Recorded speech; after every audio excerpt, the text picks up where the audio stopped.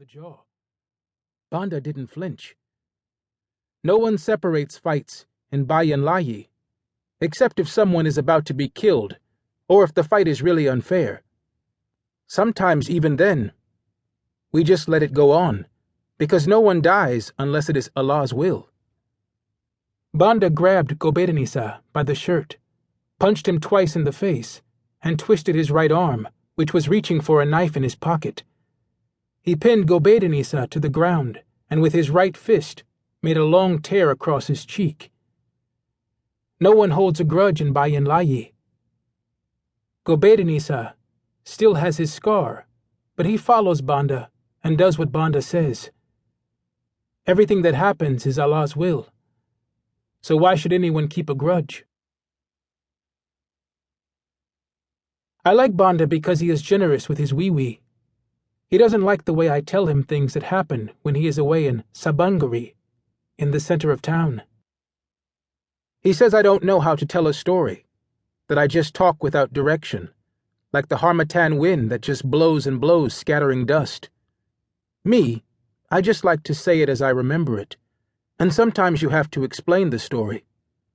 Sometimes the explanation lies in many stories. How else can the story be sweet if you do not start it from its real beginning? Banda gets a lot of money now that it is election season, to put up posters for the small party and tear off the ones for the big party, or smash up someone's car in the city. He always shares his money with the boys and gives me more than he gives the rest. I am the smallest in the gang of big boys in Bayan Layi, and Banda is the biggest. But he is my best friend. Last month, or the month before Ramadan, I think, this boy tried to steal in Bayan Layi.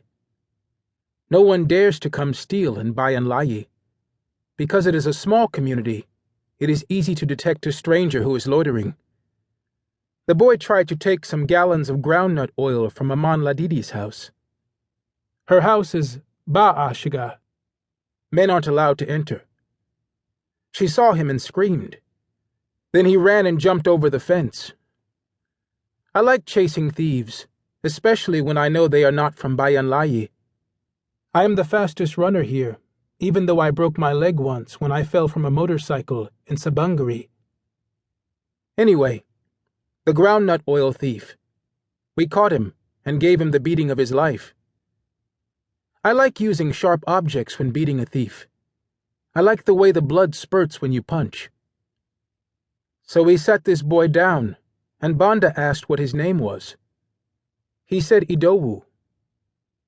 I knew he was lying because he had the nose of an Igbo boy. I grabbed a long nail and pierced his head many times, demanding his real name. Idowu! I swear my name is Idowu, he screamed, as the nail tore into his flesh. Where is your ungwa?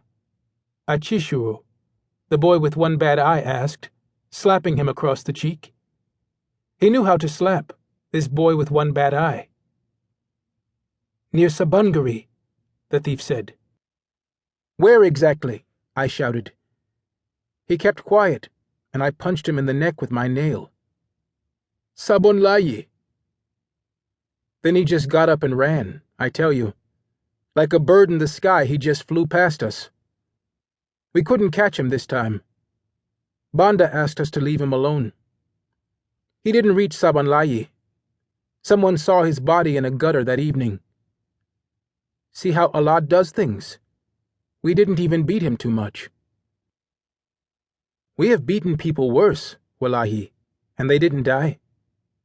But Allah chooses who lives and who dies. Not me. Not us. The police came to our area with the vigilante group from Sabangari, and we had to run away. Some hid in the mosque. Banda, Achishuru, Dauda, and I swam across the river Kaduna, a part of which flows behind Bayan Layi, and wandered in the farms and bushes until it was late. Too late to make it back across the river. Banda is not allowed to enter the river at night with his amulets. He says he will lose the power if the river water touches them at night, and he cannot take them off because